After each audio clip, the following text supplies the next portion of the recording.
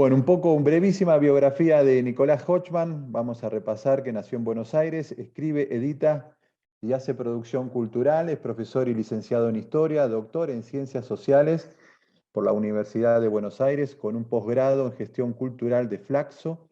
Fundó el Congreso Gombrowicz, así se dice, y dirige Desmadres, Festival de Literatura Latinoamericana.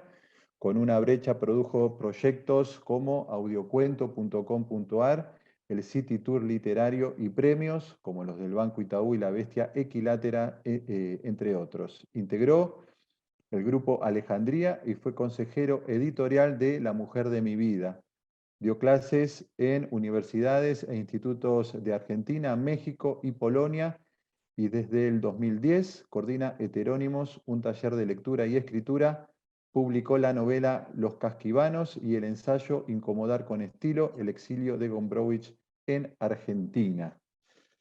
Bueno, Nicolás, con toda la felicidad de la que somos capaces, la verdad, una linda experiencia de lectura. Es una novela que, más allá de lo que describís, entiendo que no sale de un microcosmos, que es el microcosmo del hombre, del protagonista que huye, y en ese huir también extraña un poco a su hija, a su hijo que quedó atrás. Un relato muy reflexivo, en primera persona, frases cortas, muy dinámico, y que obligatoriamente también nos lleva a preguntarnos si tenemos la vida que queremos o tenemos la vida que podemos tener, ¿no?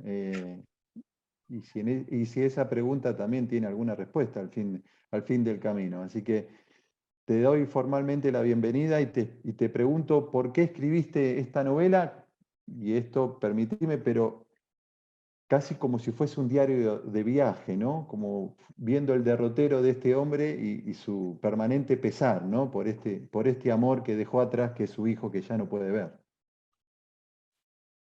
Bueno, buenas tardes, Gastón, buenas tardes a la gente de La Balandra, a todos los que están hoy. Una alegría estar por acá.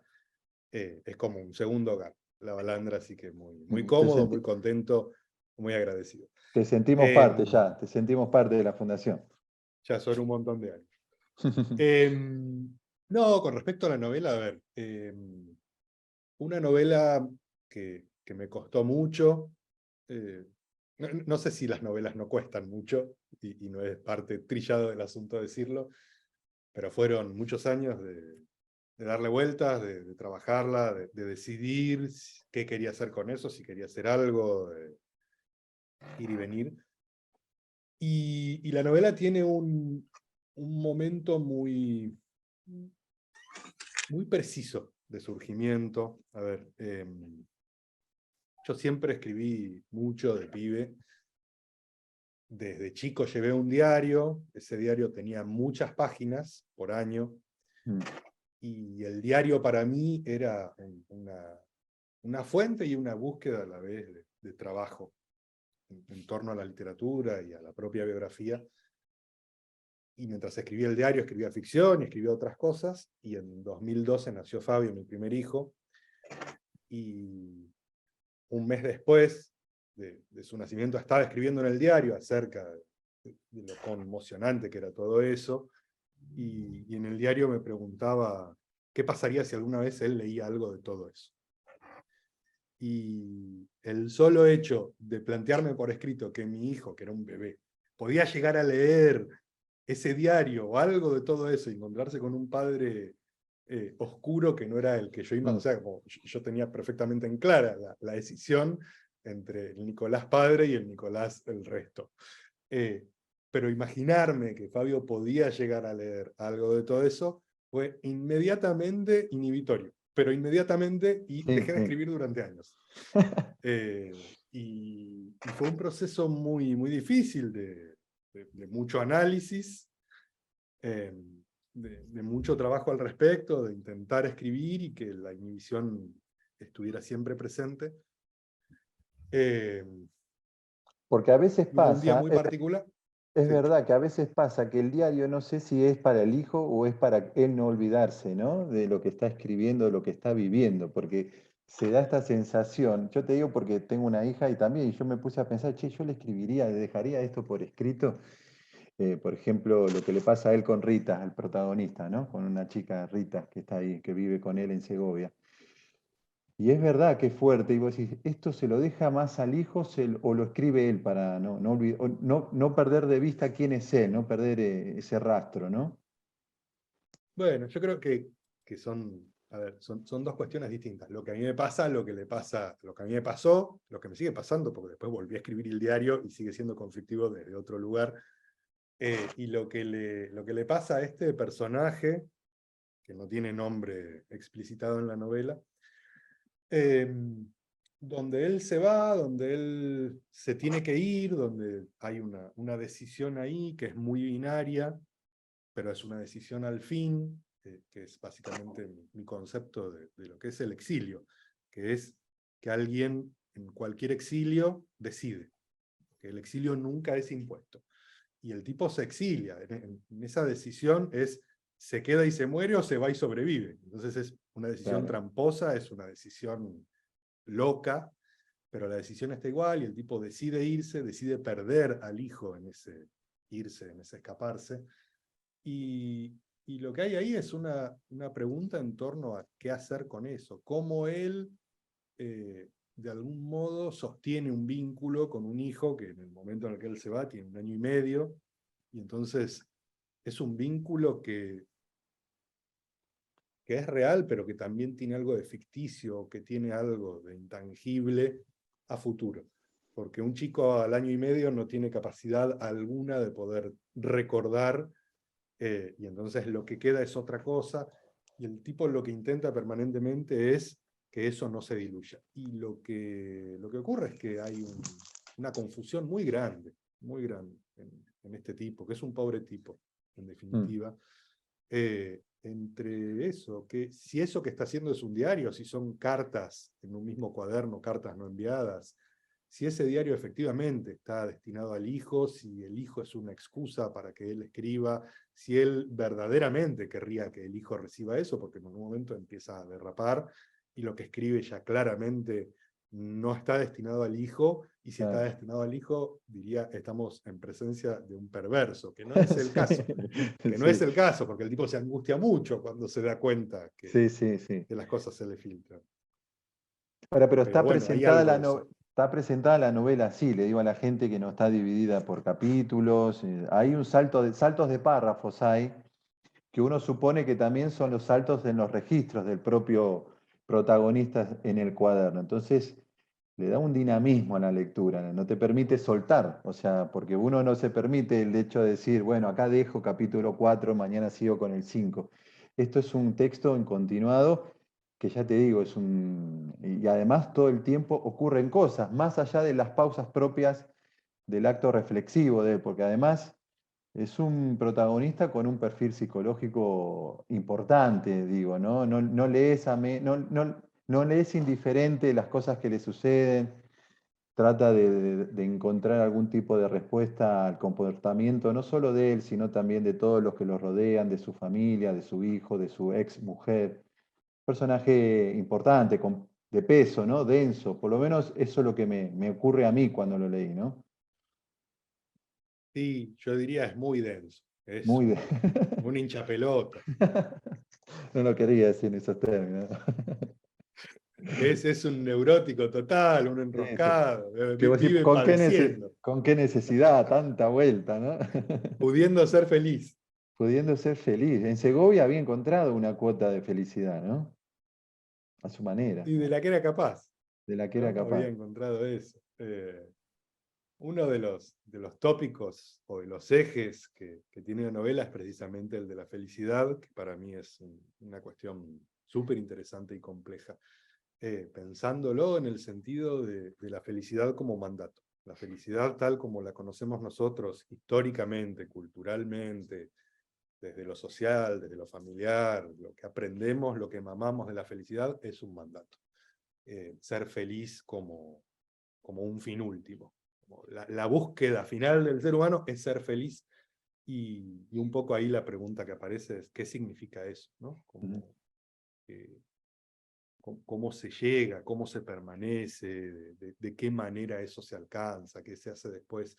Y, Y eso es algo que es muy nuestro y que es permanente y que en esta sociedad en la que está ambientada la novela, que es la Argentina de dentro de muy poco, eso tiene un upgrade, digamos, donde la felicidad ya pasa a ser casi un mandato en términos legales, constitucionales prácticamente, y el tipo tiene un problema con eso, ¿no? Con qué es ser feliz, con la felicidad a qué costo. Y en Con una Segovia sí encuentra algo de la felicidad, pero esa felicidad todo el tiempo está teñida, está atravesada. La felicidad nunca, nunca es total, nunca es plena, al menos no en los términos naturales. Y un poco con lo que juega la novela es que lo que aparece en este mundo cercano es una plenitud en términos artificiales adquiridos de laboratorio. Y el protagonista, pese a esa, como decís vos, ¿no? Esa felicidad contra natura que encuentra en Segovia, también huye. ¿De qué huye? Me pasa esto con el protagonista. Hay un hecho trágico que ah, eh, termina con el proyecto familiar, de alguna manera, ¿no?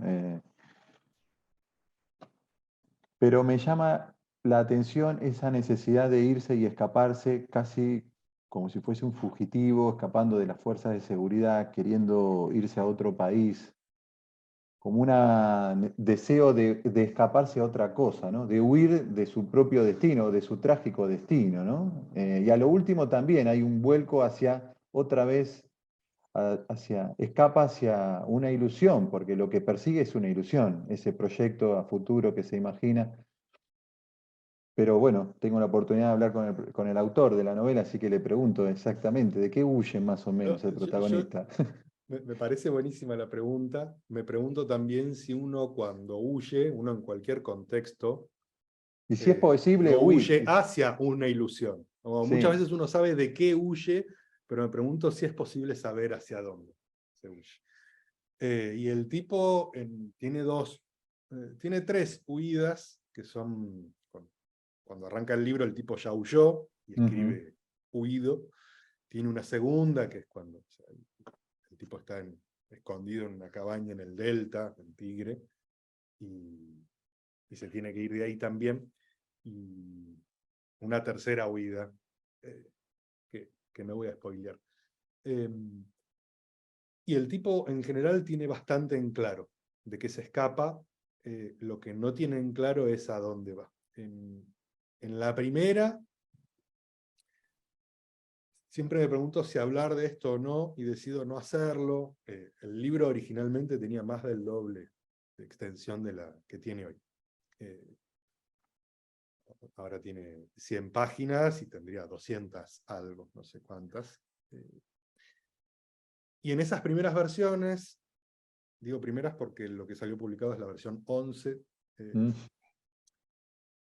yo hacía mucho hincapié. Yo tengo formación como historiador de grado, y entonces permanentemente necesito o sea, tengo formación como historiador de grado y además soy un obsesivo a rajatabla. Entonces todo el tiempo tengo la necesidad de ordenar, de esquematizar, de historizar, de que todo sea verosímil, que todo se entienda, que todo sea claro. Y entonces, en las primeras versiones, hasta las últimas, me dedicaba mucho a explicar todo el contexto sociohistórico en el que está ambientada la novela, y a explicar también de qué se escapa el tipo, por qué se escapa, qué es lo que está ocurriendo, cómo es esa sociedad, cómo está constituido ese mundo que es futuro, pero que es tan próximo. Y en algún momento lo que pesó más fue la decisión de priorizar lo narrativo, Mm. porque lo que sentía era una evidencia más que sentirlo, es que el libro justamente estaba sobreexplicado. Eso lo volvía muy anquilosado, muy lento, que lo que generaba era que el lector básicamente no tuviera la posibilidad de indagar más allá, porque estaba todo dicho. Y yo suelo enojarme bastante cuando leo un libro de esas características, porque siento ahí que el autor no me tiene confianza como lector. Entonces, a lo que aposté fue a que el lector pudiera deducir, pudiera entender algo de todo eso, sin que quedara explicitado y sin que el lector lo tuviera nunca del todo claro, porque nunca se explicita y nunca es evidente. Y entonces doy por hecho que eso es un elemento problemático que genera preguntas como esta, y que fue la intención. No, y está bien, vos sabés que sirve como tensión, porque yo como lector digo, me está escondiendo algo, no me está contando todo, y digo, y seguro que en algún momento, porque uno va siempre a los lugares seguros y quiere estar tranquilo cuando termina el libro, que todas las preguntas que se hizo cuando arrancó tienen respuesta cuando cierra el libro, ¿no? O sea, casi natural, no siempre ocurre, pero... Y este libro cuando lo terminé dije, en algún momento pensé, claro, lo del final explica el comienzo, no sé, hice una parábola así como que en verdad el libro es circular, es una historia circular, ¿no? Y dije, no, pero está muy bien que no me explique por qué. Es una persona que huye como huimos todos, si es posible huir hacia algún lugar, ¿no? Como siempre, si es posible escapar, porque en definitiva el destino te termina alcanzando tarde o temprano. Y me pareció también un lindo recurso que vas y venís en el tiempo, ¿no? Que es una historia que regresa a esa vida pasada del protagonista y también muy intensa cuando cuenta lo que le está pasando ahí, ¿no? Lo que está viviendo en ese momento. Sí, para mí era fundamental ahí justamente el trabajo con el diario como posibilitante y como un límite muy concreto de un montón de situaciones. En esas versiones preliminares, por ejemplo, donde explicaba tanto, lo que me aparecía todo el tiempo era la pregunta de por qué el tipo está explicando esto, a quién se lo está contando, ¿no? Ujú, Porque si escribe un diario, si yo escribo un diario no me estoy explicando las cosas que ya sé, escribo claro. justamente de lo que no sé o de algo muy puntual que quiero dejar asentado. Pero si el tipo estuviera contando la historia de cómo se llega hasta ahí, es como, bueno, eso es para el lector, no es para el tipo. Y si es un diario que está dirigido al hijo, es porque él le va a explicar al hijo lo que el hijo ya va a saber, porque también es parte de todo eso. Entonces ahí para mí había un límite muy claro, muy contundente, que lo que hacía era inhabilitarme una serie de caminos. Y, y por el contrario, me posibilitaba esto que vos decís, que era ir y venir en el tiempo, porque el buen hombre este utiliza el diario como un canal de supervivencia. El tipo de algún modo sobrevive porque tiene el diario, pero no Mm, porque el diario tenga una función práctica, no, el diario como un elemento de catarsis donde el tipo puede no volverse loco y no pegarse un tiro porque esa escritura lo termina salvando, si es que él lo salva en términos reales o subjetivos, ¿no? Y ese ir y volver en el tiempo sí me parecía que era no solo posible, sino necesario, porque el tipo está escribiendo su diario, pero también le quiere contar cosas al hijo que sabe que si no se las cuenta él, no se las va a contar nadie más. Y que no son parte de la historia, son parte de una biografía muy propia que, que queda invisibilizada. Es como la vida de cualquiera de nosotros, queda sí. invisibilizada cuando no estamos más. Cuando no estamos más, sea porque nos morimos, porque nos vamos, porque hay, algo de todo ese registro se pierde. Entonces el tipo de algún modo lo que está haciendo, y me pongo acá en términos de historiador, de como historiográficos, es construir una fuente. El tipo está dejando una fuente como una prueba de supervivencia y le está diciendo al hijo, mirá, no es que me fui porque soy un garca, no es que no me importa, me fui por determinados motivos y esos motivos no tienen que ver en lo que él le explica al hijo con cuestiones sociales, sino que habla de la propia historia familiar. Y ahí sí me parece que el paso del tiempo, el ida y vuelta, es necesario. Te iba a preguntar porque al final del libro hay una larga lista de agradecimientos, hay mucha gente, muchas personas. Y uno supone que, bueno, vos algo adelantaste, ¿no? Que un trabajo intenso detrás, muchas versiones, correcciones, cambios. Lo primero, me parece un hallazgo el título, Toda la felicidad de la que somos capaces. Me parece que es una frase no solo que es bellísima, sino que condensa un poco el sentido del libro y también un poco habla de nosotros, ¿no? Somos lo que somos y tenemos la felicidad de la que somos capaces, no tenemos ni más ni de menos. Te pregunto por el título, ¿cómo surgió este título? Si es primera versión, si el título acompaña a la primera versión o tuvo también mutaciones. ¿Y cómo fue ese proceso de corrección y modificación? Me imagino que, como decís en los agradecimientos, hubo gente que te ayudó en las correcciones, en los distintos cambios que tuvo la novela. Eh, el título que quedó debe ser la versión 9, cuando Todo empecé a tiene pensar muchas la novela. O sea, versiones. Todo es tiene que muchas versiones. empecé a pensar la novela, te diría, ya con el título en mano, y el título era Plenitud, Plenitud. que era un título que me parecía muy, muy preciso por un montón de cosas, y que a medida que iban pasando los años, se me hacía cada vez más denso y aburrido, y hasta que en algún momento encontré que había una marca de pañales para adultos que se llamaba Plenitud, y me pareció que ya efectivamente no era el título No iba con eso, que ¿no? iba a terminar quedando.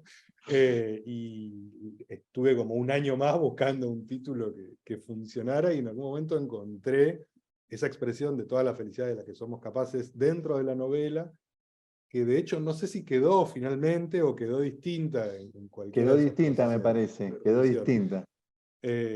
Y me pareció válido también.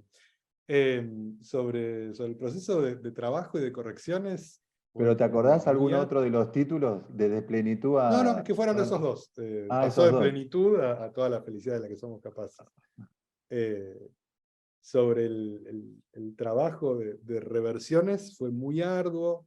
Yo creo fervientemente en corregir y en pasar el hacha, o guillotinar el texto y correrse del narcisismo. Creo que hay que escribir, escribir, escribir, y después borrar, borrar, borrar, y corregir, escribir, borrar, y así. No porque el texto después vaya a ser mejor o peor, sino porque me parece que hay algo del trabajo con la palabra que tiene que ver con eso, Se lo con nota, escribir. se lo nota, se lo nota, se nota un texto recontra trabajado. O sea, se nota, está pulido, ¿me entendés? O sea, está la coma donde tiene que estar, está el adjetivo adecuado. Por lo menos se nota que hay un trabajo ahí de fondo muy, casi de cirujano, así, minucioso, con los términos, muy Sí, cuidados. sí. Yo creo que llega una instancia que nos pasa a casi todos los que escribimos, supongo, donde ya hay un momento donde no lo puedo leer más el texto. A mí, yo me doy cuenta que el momento de soltar el texto es cuando ya empiezo a leerlo con fastidio, con un fastidio total, y leo 2 páginas y no retengo nada de todo eso que estoy leyendo, porque nada me importa, no me interesa más, lo detesto. Y en este caso fue un proceso complejo, porque el libro arrancó siendo un diario, en esta, diría, segunda persona, ¿no? Porque es un diario donde el tipo le escribe al hijo. Después me di cuenta que había muchas situaciones que eran inverosímiles en boca de él, entonces introduje un narrador en tercera, entonces era el diario todo el tiempo atravesado Mm. por un narrador en tercera, al que le adjudiqué todo lo que quería que el lector supiera, pero no estaba bien que lo dijera este hombre. Después me di cuenta que la voz narrativa de la primera y de la tercera era la misma. Era como yo estaba hablando en boca de uno y en boca del otro, y lo que cambiaba era que uno estaba en un lugar y otro en otra Los posición. tiempos verbales. Ni siquiera, era todo lo mismo, y entonces ahí me puse muy, muy estricto a crear un sistema de restricciones de qué cosas no podía decir ni saber un personaje y el otro, ¿no? El personaje es en sí, el narrador, que no deja de ser un personaje, y entonces empecé a establecer reglas muy arbitrarias de qué tipo de palabras usaba uno, cómo era la estructura gramatical y sintáctica, palabras que no usaban o expresiones que sí. Y en algún momento lo que surgió fue una regla que fue muy enloquecedora y muy difícil de cumplir, que era que el narrador en tercera no tenía ninguna oración de menos de 2 renglones, y el narrador en primera no tenía ninguna oración de más de 1 renglón, lo que me llegó a cambiar toda la estructura gramatical de la novela. Y Qué después manera de terminé complicártela. sacando al narrador en tercera, Complicaste la vida con eso. Sí, sí, pero hubo algo de eso donde lo que terminé generando fue una voz que no es la mía. Como yo no hablo así como habla este tipo, y en las primeras versiones sí. Y ahí hay algo que creo que fue lo más difícil de todo, que fue pensar en términos de cómo piensa un hombre con todas oraciones breves. Y ¿Y cómo lo es difícil. pensaste psicológicamente? Porque a mí me parece un tipo muy atractivo desde el punto de vista de cómo reflexiona. Por más que a veces resulte un hincha pelota que vos decís, ya está, le estás dando vueltas siempre, soltá el tema, ¿viste? Vos decís, ya está, ¿viste? Ocurrió lo que ocurrió. ¿Cómo pensaste, cómo llegaste a una protagonista con esa densidad, ¿no? Con esa densidad mental que tiene este? Lo fui articulando a partir de lo que fue la biografía de él. Es una biografía que en ningún momento aparece explicitada, pero que yo la escribí en paralelo, eh, que es algo que suelo hacer con los personajes importantes de los textos de ficción. Es contar todo lo que sé sobre ellos o lo que me imagino o lo que me parece fundamental y después tomar de ahí a nivel acción lo que me resulta funcional. Entonces tenía una cronología, de hecho, de su vida, de qué había hecho, dónde, cuándo, con quién, y a partir de ahí de trabajar con los temas más ríspidos, fui pensando cómo actuaría alguien con eso, ¿no? Hay un detalle biográfico que sí aparece, que es que el tipo había sido padre años antes y el hijo había muerto muy chiquito, su primer hijo.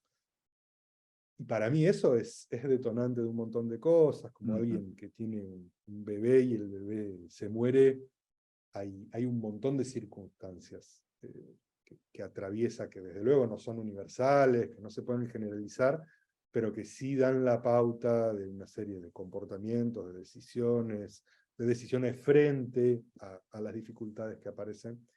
Y un poco en la novela lo que decidí trabajar fue eso, ¿no? A partir de situaciones muy precisas. Para mí hay un libro que es una especie de guía en estas cuestiones, que es El loro de Flaubert, de Julian Barnes, donde Barnes lo que hace es trabajar con una biografía de Flaubert, que es recontra ficticia, lúdica, ensayística, y se la pasa proponiendo juegos para pensar quién fue Flaubert, y cuando decide hacer cronología de su vida, establece 3 cronologías distintas a partir de 3 tipos, como una tradicional y 2 que no tienen nada que ver, y me parece que una vida está llena de eso, ¿no?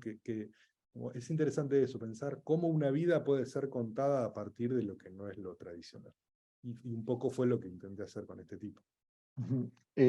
Ahí hablabas de una novela que está situada en un futuro muy próximo, ¿no? ¿Qué vendría a ser todo lo que se pueda decir para no adelantar nada para aquellas personas que no lo han leído y que desde ya súper recomiendo la lectura de esta novela?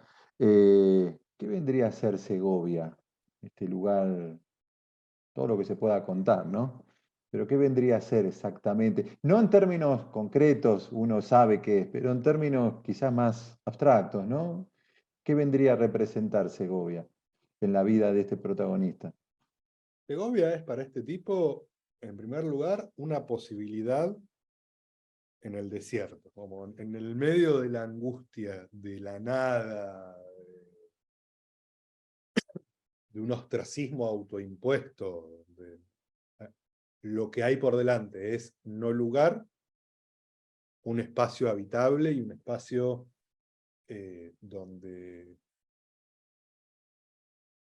donde pueden aparecer el deseo, el amor, las actividades, lo cotidiano. Eh, Pienso, por ejemplo,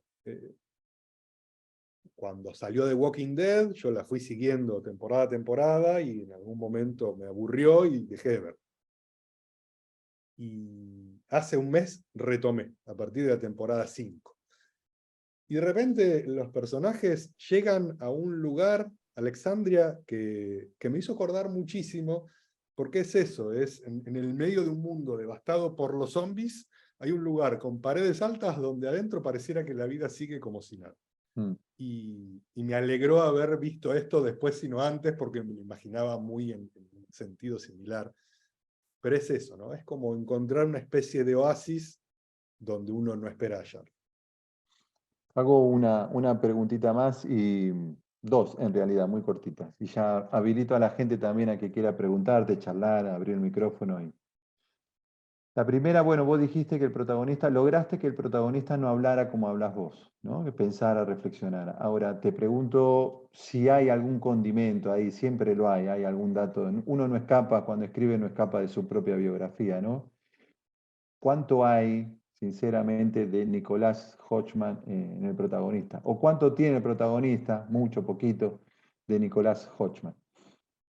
Tiene muchísimo. En el taller yo me la paso haciendo énfasis en una cuestión que es que yo descreo completamente de los géneros como tales, porque creo que todo el tiempo se contaminan entre sí, y que descreo absolutamente de pensar que hay una diferencia cognoscible entre la realidad y la ficción.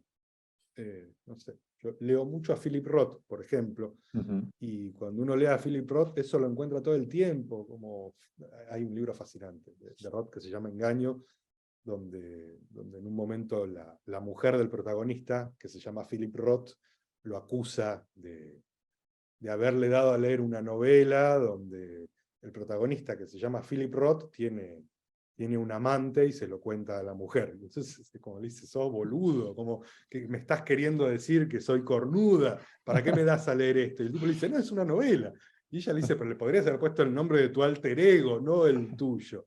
Y aparte, ¿qué van a pensar los críticos? ¿Qué va a pensar la gente? Y el tipo le dice, mirá, o sea, el tipo Philip Roth, personaje que le da a leer un libro sobre un Philip Roth personaje, le dice, mirá, como los críticos, los lectores, se creen muy vivos, ellos deciden siempre si una cosa es realidad o ficción, entonces me da lo mismo, no importa qué es lo que yo opino.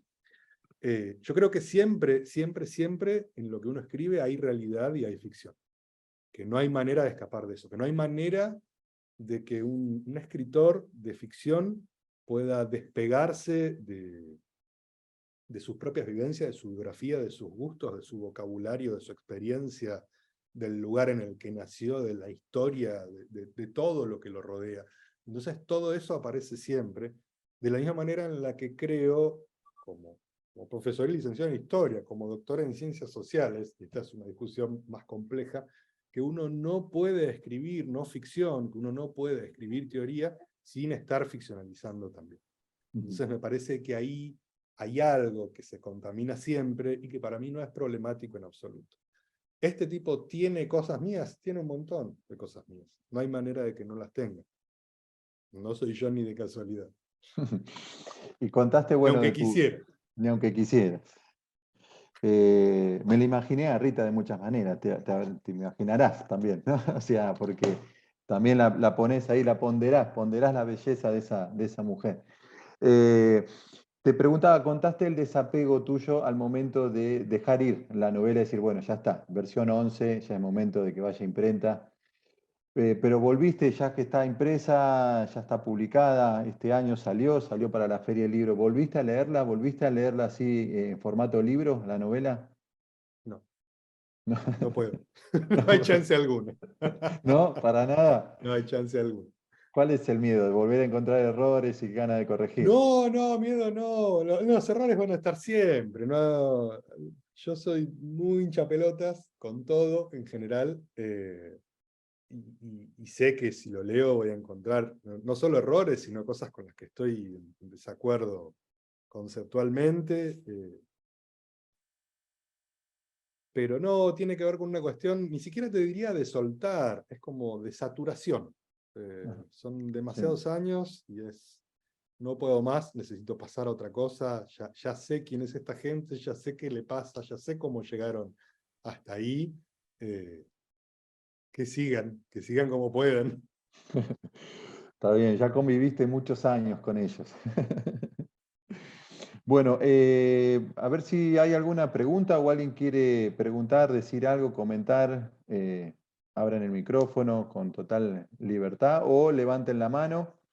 O ya saben también que pueden dejar una pregunta en el chat, así el que no se anima, yo leo la pregunta que quieran o el comentario. No sé si en esta charla, mientras tanto, hubo alguien que comentó algo. No sé si Adrián, viste algo vos. No, pidieron el nombre de la novela que ya lo puse, nada más. Es Ah, todo lo que habían dale. pedido hasta ahora. Bueno, bueno, ahí felicita, grande, felicita. Buenas tardes para vos, felicita. Estás muteada, ¿eh? Ahí está, ahí me desmuteé, voy a sacar la manito, ahí va. Cumplido todo esto, Qué grande. bueno, hola Gastón, hola Bueno, Nicolás, placer escucharte. Me quedé pensando en todo ese programa que estableciste para que el texto no pareciera un diálogo esquizofrénico que saliera de una sola persona o del autor.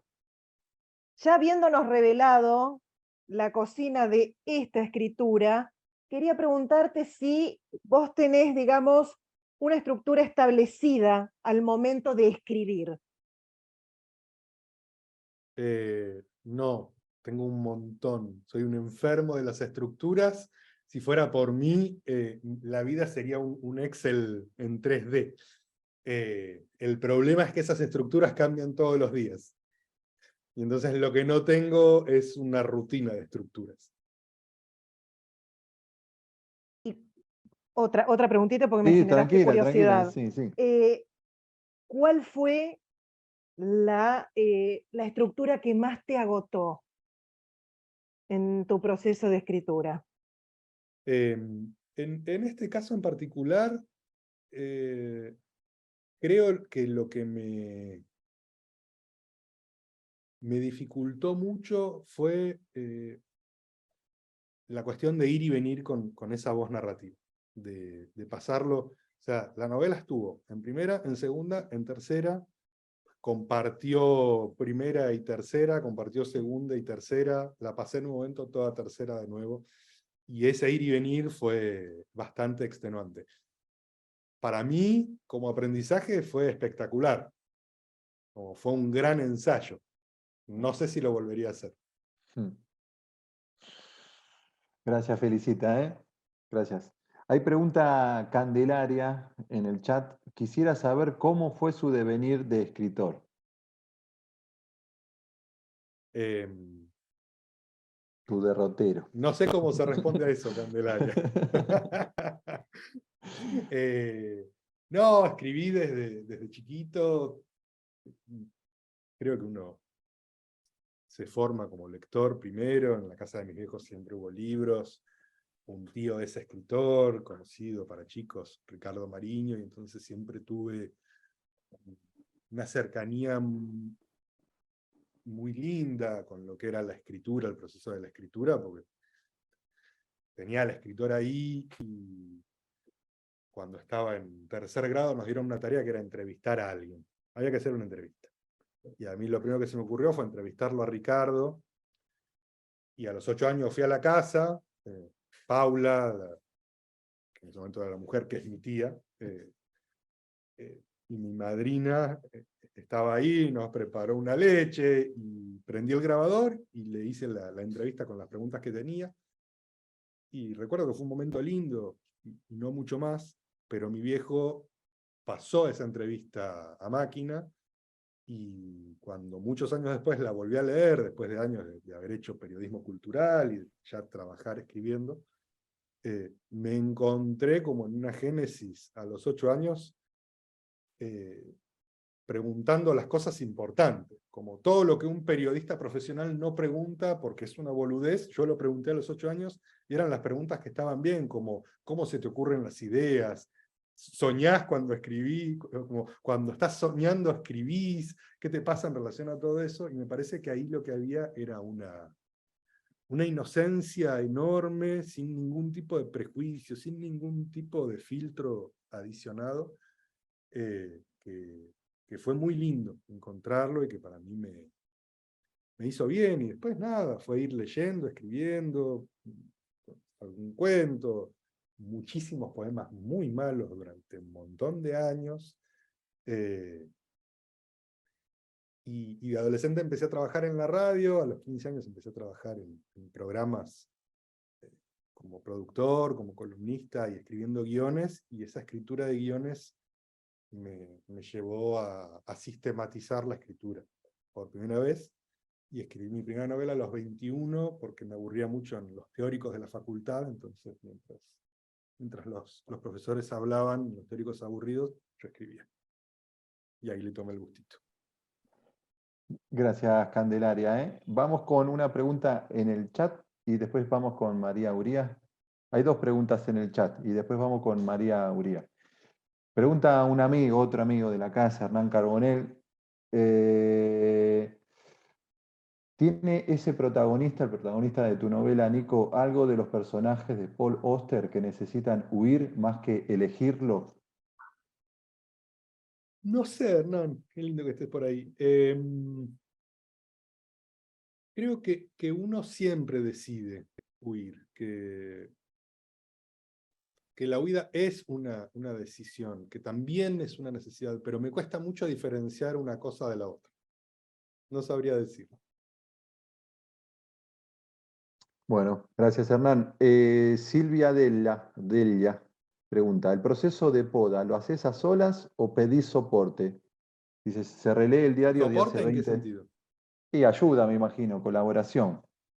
Este es Ulises. Ahí está, el protagonista. No. Este nació después. Este nació después.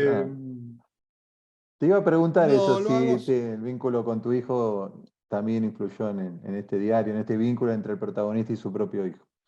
Y el de Fabio influyó muchísimo.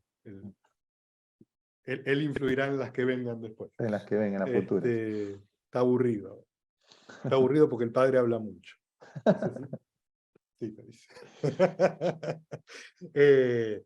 No, lo hago solo. La novela tuvo varias lecturas de amigos en diferentes etapas. Para mí eso es indispensable. No me imagino no ir dándole la novela a leer a amigos en distintas instancias, sobre todo porque me servían mucho lecturas de amigos escritores, de amigos editores, de amigos que se dedican a esto, pero de amigos que, no sé, por ejemplo, pongo un caso puntual que es Matías Bolis Wilson, que es un amigo que vino al taller un tiempo.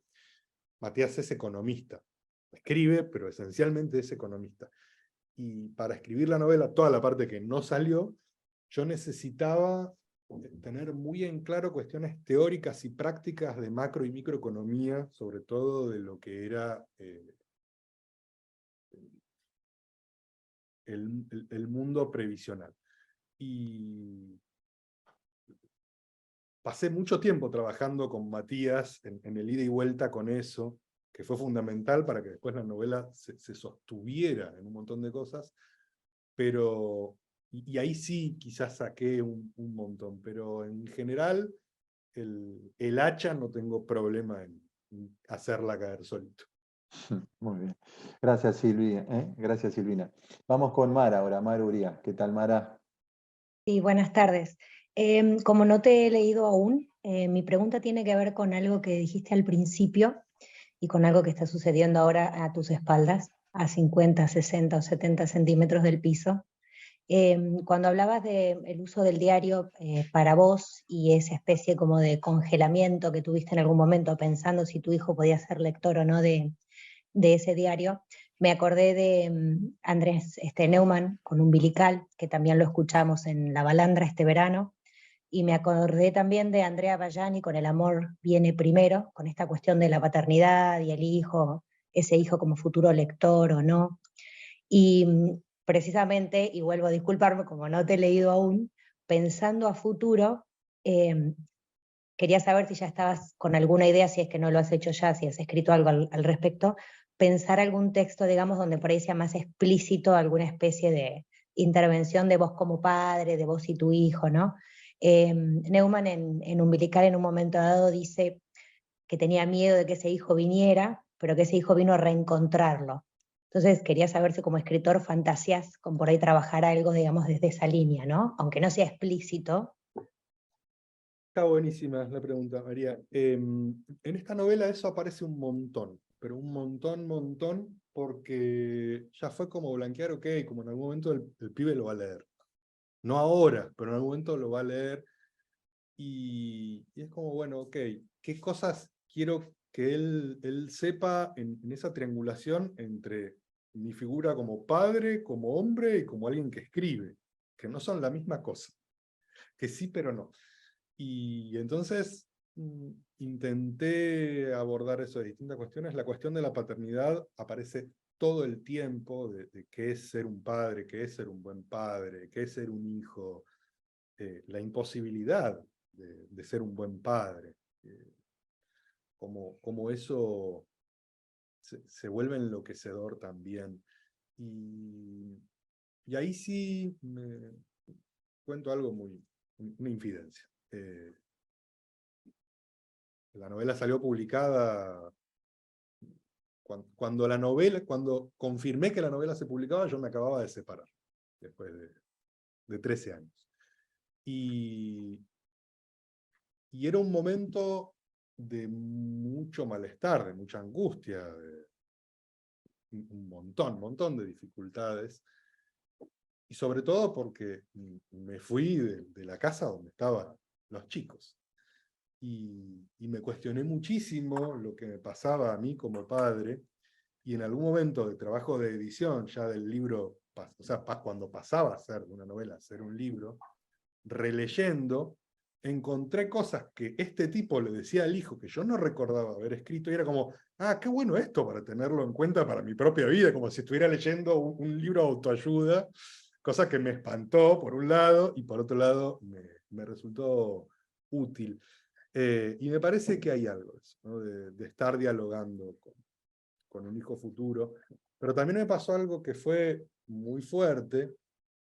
Cuando tuve el libro en mano, se lo di a Fabio, mayor, que tiene todas las cosas que fui publicando, y que desde luego no leyó ninguna. Fabio está por cumplir 11. O sea, lo último que le interesa en la vida es leer un libro del padre. Y se lo di, y se quedó contento, me dio las gracias, y me dice, hoy lo arranco a leer. Y fue como, no, espera, no le dije, pues si le decía que no, seguro que lo iba a empezar a leer. Acá tengo al publicista que me trae el libro. No se lo dije porque entonces efectivamente lo iba a leer. Desde luego lo dejó ahí, quedó arrumbado en un rincón, y lo leerá en unos años o no sé. Pero es una pregunta, ¿qué pasará ahí? Quiere mostrar la tapa del libro. Gracias, Muchas Mara. gracias. Gracias a vos, Mara. Vamos con Mónica Chiesa. Hola, Mónica. Hola, ¿cómo estás, Gastón? Gracias. Hola, Nico, qué bueno verte, escucharte, qué lindo también. Mientras hablabas, se me ocurrió, recordé a Juan Forn cuando escribió Nadar de Noche, que también estaba atravesado por la cuestión de la paternidad, de una paternidad reciente, y en ese momento necesita, o algo del fantasma de su padre aparece y dialoga con él, y hay algo como un diálogo intergeneracional. Y también recordé otra lectura que nos diste en el taller, Heterónimos, de un hombre que sabe, no voy a recordar el autor, pero un hombre que sabe que al día siguiente se está por ir de su casa, y que está mirando a su alrededor, a su mujer, a sus hijos, porque sabe que esa es la última noche que está en su casa. Intimidad de Kureishi, es eso. Sí, ahí está. Sí, bueno. Lo tengo que pensar. Nada, todo eso, ¿viste? Y está muy bueno esto de escribir sobre la paternidad, porque estamos escribiendo también mucho sobre la maternidad, y que un tipo escriba lo que le pasa siendo padre, ¿no? Y el desgarro o el temor o el deseo de huir también, está bueno desacralizar las figuras, ¿no? Los estereotipos. Y quedó entonces en dos narradores, un primer narrador, una primera persona que es la del diario, y una tercera que es un narrador de afuera. ¿Es así? No, quedó solo No. el narrador en segunda. Quedó solo el tipo que le narrador escribe al hijo. del diario que le escribe al hijo. O sea, la otra se fue. Desapareció. Se fue. Y después, ¿por qué Segovia? ¿Por qué el nombre? ¿O por qué la aparición de ese lugar? Ese lugar. Eh, ¿Es el Segovia que conocemos o es un Segovia no, ficcional? es una especie de estancia, de fortaleza, de barrio privado en el medio de la nada, que se llama Segovia porque está amurallado y porque tiene cierto rasgo medieval con algunas cuestiones que no voy a spoilear. No, me quedo pensando esto que decís de la paternidad. Sí, totalmente. Yo tengo 41. De mis amigos, fui el primero en ser papá. Entonces no tenía ningún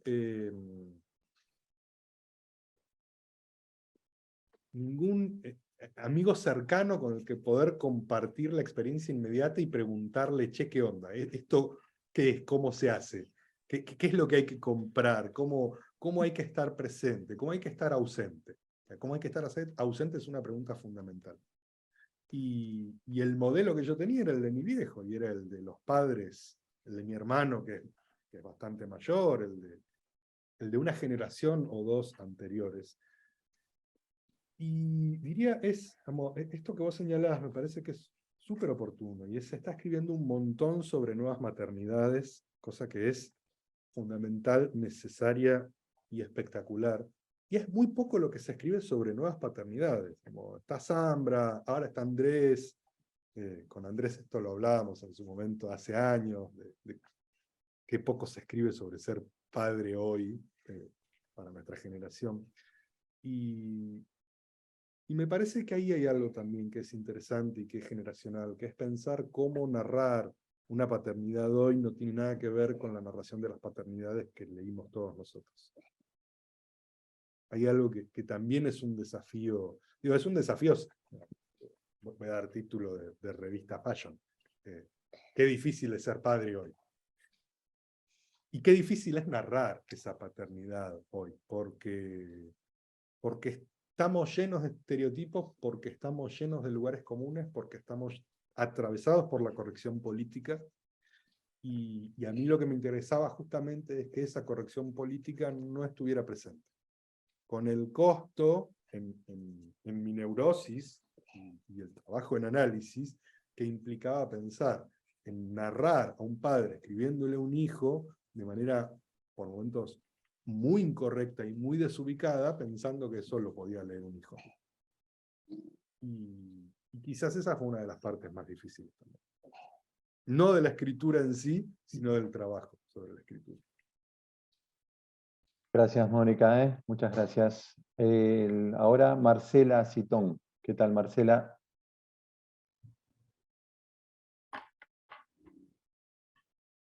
Hola, tal, perdón, estoy con una compu prestada y no la entiendo mucho.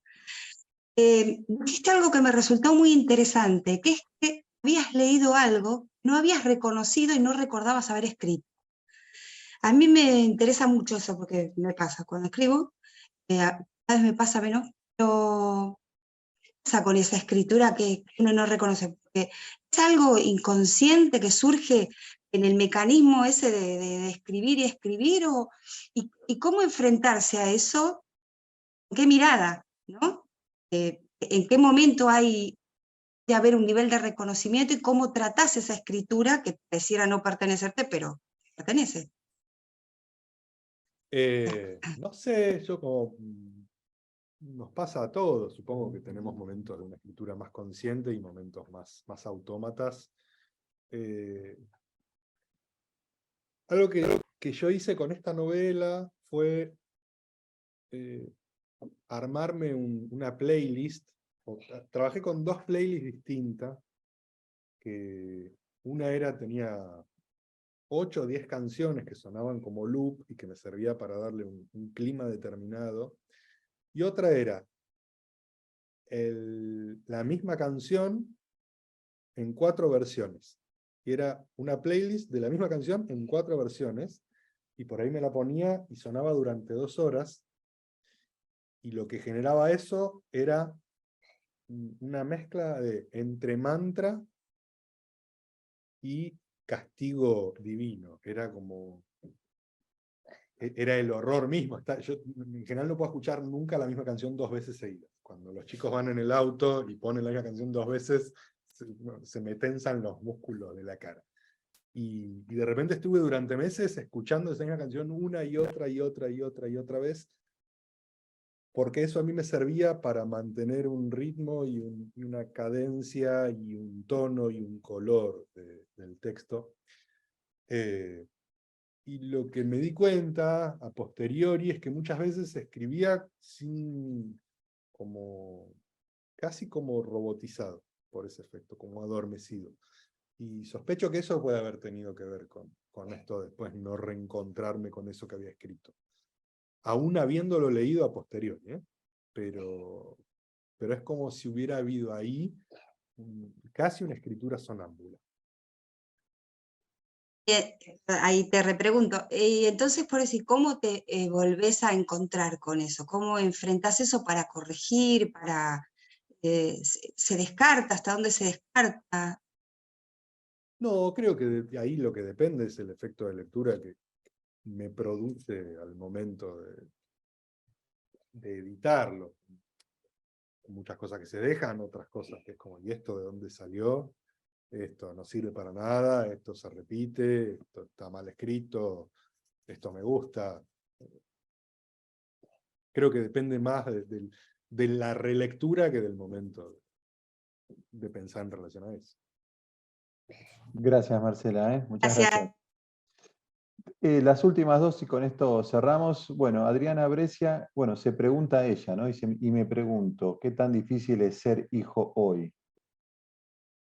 Y después Gustavo Bastos pregunta qué canción escuchaste una y otra vez para darte esa armonía que después necesitaste para el texto.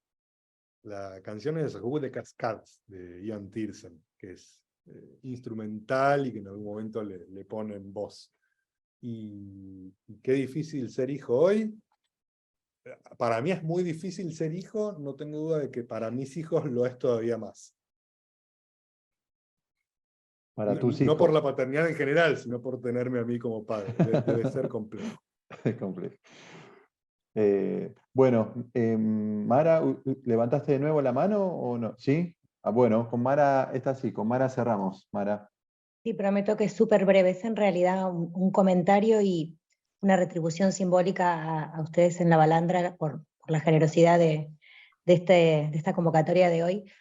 Cuando estabas hablando, Nicolás, de la casa que uno deja con los hijos y demás, ahí viene el agradecimiento simbólico a través de una recomendación, si no lo has leído, si no lo han leído los demás. Andrea Vallani sacó su último libro, se llama La historia de las casas, que tiene que ver con la historia del personaje a través de la historia en Roma durante 50 años, por las casas que ha habitado el personaje, que tampoco tiene nombre, se llama Io. Y él decía que cuando volvió la historia de las casas, creo que la traducción en español es así, y dice que cuando visita su casa de la infancia, y empieza a recordar las más de 40 casas que habitó, había cosas que no le parecían propias a su propia biografía, que es también lo que nos pasa cuando escribimos, esto de no releer lo que escribimos y decir, lo escribí yo, no lo escribí yo, pero tal vez el desafío más interesante es la decisión a posteriori de decir, bueno, veo qué hago, pero que es un hecho ineluctable que está ahí y es de uno, es. Y cuando los escuchaba hablar, hacía como un paralelismo en mi cabeza con esto, ¿no? Él explora a través de las casas estas cosas que por ahí también pasan con las palabras, ¿no? Así que bueno, era ese regalo, por haber sido tan generoso con Gracias. este comentario que hiciste con relación a la edición del libro y demás, ¿no? Era eso. Me interesó un montón, me lo anoté. Gracias. Gracias de nuevo, Mara. Bueno, y cerramos el encuentro hoy del Tinta Fresca. Gracias, Nico. Un placer, como siempre, charlar, encontrarnos, en este caso, en esta oportunidad, para hablar de esta novela que, reitero, es hermosa, la recomiendo. Búsquenla, encuéntrenla y léanla. Y pues, salvo que tengan la suerte de ganarse este ejemplar que tengo aquí en la mano. Muchas gracias, Nico. Como siempre, un placer Gracias, charlar con Gastón, vos. gracias a la gente de La Balanda, a todos por el tiempo y la atención. Una alegría. Y a todos, bueno, gracias por participar. Buen fin de semana. Aprovechen lo que queda de él y nos vemos seguramente en otro Zoom que organice la Fundación La Balanda. Chau, chau. Nos estamos viendo. Gracias.